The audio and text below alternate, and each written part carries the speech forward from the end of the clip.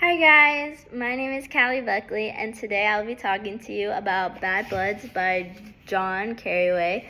And this book is 340 pages long, and it's a great journalistic book. It's my first time reading it, and I borrowed it from Bird Library.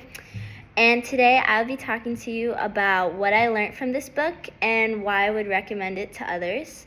So this book is basically about a company called Theranos in Silicon Valley where the CEO, Elizabeth, was found or charged for fraudulent activity as she claimed to have a blood work machine that was working and was improving over time, except it never worked.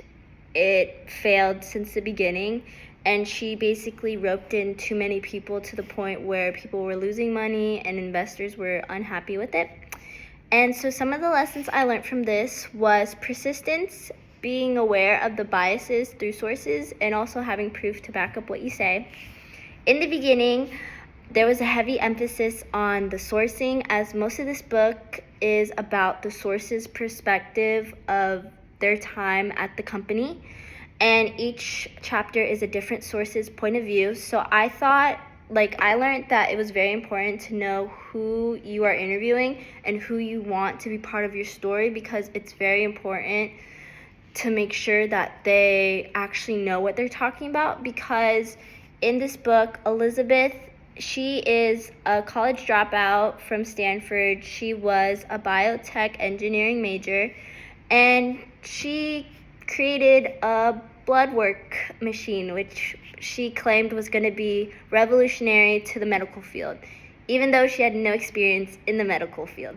And she basically masked her plans through ambition and kind of got everybody on this optimistic high that she was on that made them all follow her. So it was very important, I think, through sourcing to make sure your person knows what they're talking about and has experience in whatever field you are talking about, because it would be really bad if you interviewed someone about medical cases but they only practice law. It would be stupid to do so. And then in the middle of this, I learned that it was great to always reference the past, whatever it was, whether it was project documents or proof of what you're claiming, because especially in this book, Elizabeth was a very powerful self-made billionaire in Silicon Valley, and of course a lot of people were out to get her. So it was very important to have the proof, because in this book he provided the proof from different sources about what they said to Elizabeth, and basically why they left the company and stuff, because especially at that time she had enough money to just destroy families' reputation and basically cut them out of the Silicon Valley business community. So I believe that was very important to learn.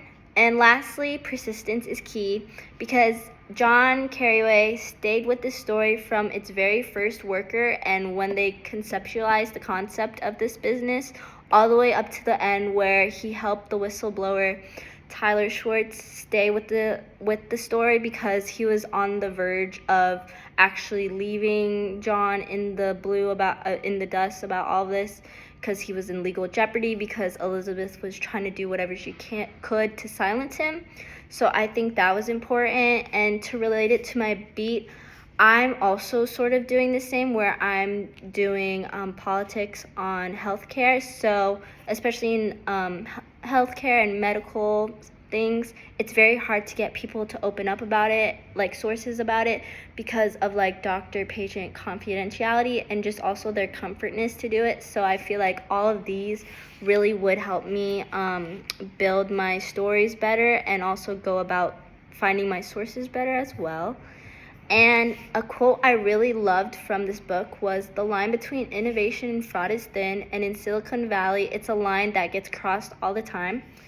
And I find it a very relatable aspect of journalism, where you need to know the line between what's right and what's wrong, because it's very easy to get really enticed by your story and really encasing yourself in it to the point where you may go over the line, the ethical or moral line you have.